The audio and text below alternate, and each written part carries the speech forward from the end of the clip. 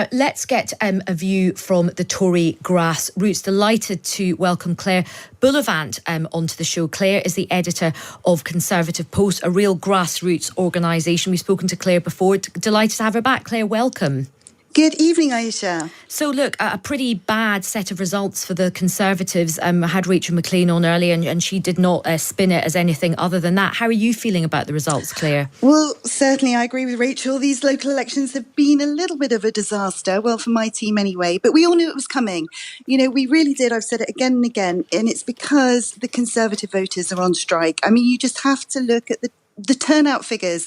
I mean, Labour are patting themselves on the back because they think they've done oh so well, but they really haven't, Ayesha. You know, they're winning these local elections with less votes than they lost with the last time. The by-election, I think, in Liverpool, they lost were a couple of thousand below what they had last time. I've just seen Andy Burnham's Manchester vote. He's over 20,000 than last time.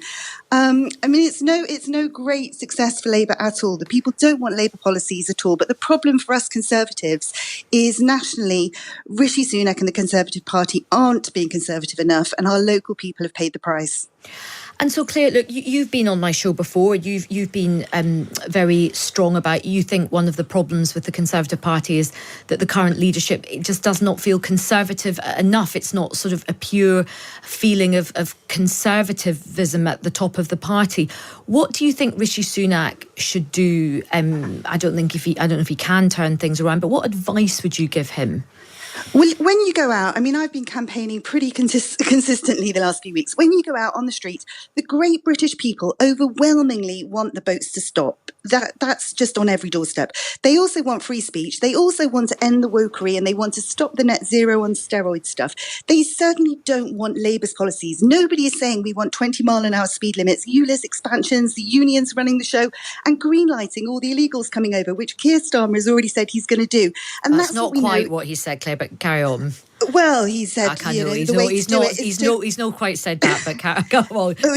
He has kind of said that. He's saying he will green light and make it a lot easier for them to come through. Nobody wants that. I mean, you know that, and we know that's what's coming with the Labour government. What are the policies that people do want? Because Rishi Sunak will say, look, he is doing what you're saying. He's got the Rwanda policy on the statute books now. He's always going on about wokery. He's even given people 2 tax cuts. So, and it's not working. So what more can he do?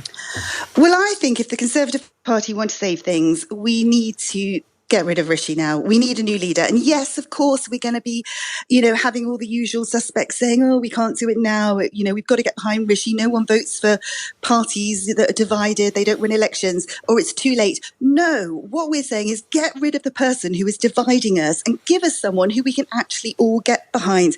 I mean, the country is calling out for conservatism. Ask any councillor or any campaigner. We've heard it, as I said, on every doorstep. You also see it on social media. You read it on every local newspaper. You hear it in every pub. Give us a new leader who is properly conservative and we can still win the general election. Bring back conservatism.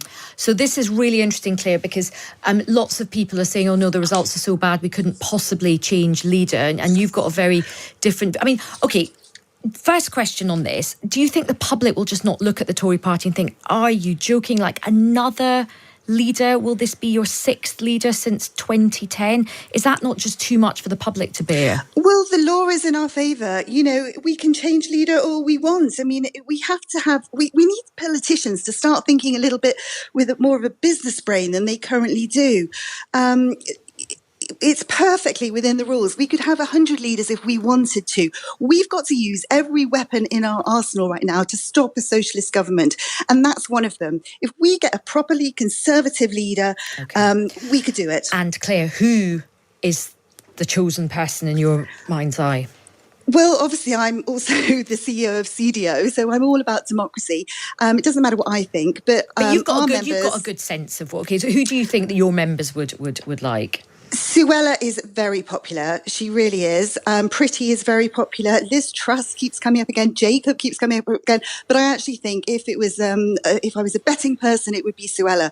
She really could. I mean, she would. She wants to leave the ECHR. She'd turn the boats back.